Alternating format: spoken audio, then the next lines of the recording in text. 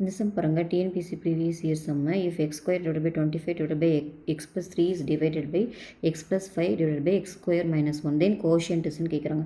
இதை டிவைட் பண்ணால் என்ன கோஷியன்ட்டுன்னு கேட்குறாங்க.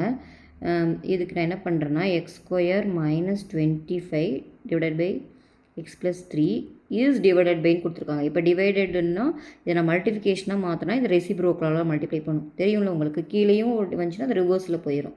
ஓகேவா? அப்போ மேலே எக்ஸ் ஸ்கொயர் மைனஸ் 9 ஆகிடும், கீழே எக்ஸ் ப்ளஸ் 5 ஆகிடும்.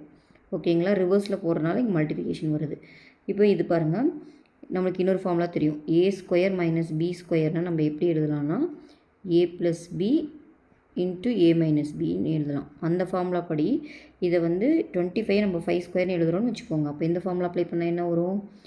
X plus 5 into X minus 5 அப்படி எழுதலாம்ல இந்த ஃபார்முலா படி, டிவைடட் பை எக்ஸ் ப்ளஸ் 3ன்னு இருக்கும். இது இதே ஃபார்முலா, இது 9க்கு பதிலாக 3 ஸ்கொயர்னு வச்சுக்கோங்க. இது 3 ஸ்கொயர்னு எழுதுறேன். அப்போ என்ன இந்த ஃபார்முலா அப்ளை பண்ணும்போது இதே ஃபார்மேட்டில் இருக்கா, அப்போ நான் இந்த ஃபார்மேட்டில் எழுதிக்கலாம். அப்போது எக்ஸு மைனஸ் 3 எக்ஸு ப்ளஸ் 3ன்னு எழுதிக்கலாம் இந்த ஃபார்முலா அப்ளை பண்ணி. ஓகேவா? Divided by x plus 5.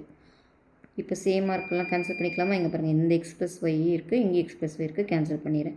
இங்கேயும் எக்ஸ் ப்ளஸ் 3 இருக்குது, இங்கேயும் எக்ஸ் ப்ளஸ் 3 இருக்குது, கேன்சல் பண்ணிக்கிறேன். அப்புறம் 2 டேர்ம் தான் மீதி இருக்குது. அது ரெண்டுமே நடுவில் மைனஸ் இருக்குது. இங்கே பாருங்கள், X minus 5 into X minus 3. அந்த ஆன்சர் எங்கே இருக்குது? பியில் இருக்குது. ஓகேங்களா? X minus 5 X minus 3. ஓகேவா? தேங்க்யூ.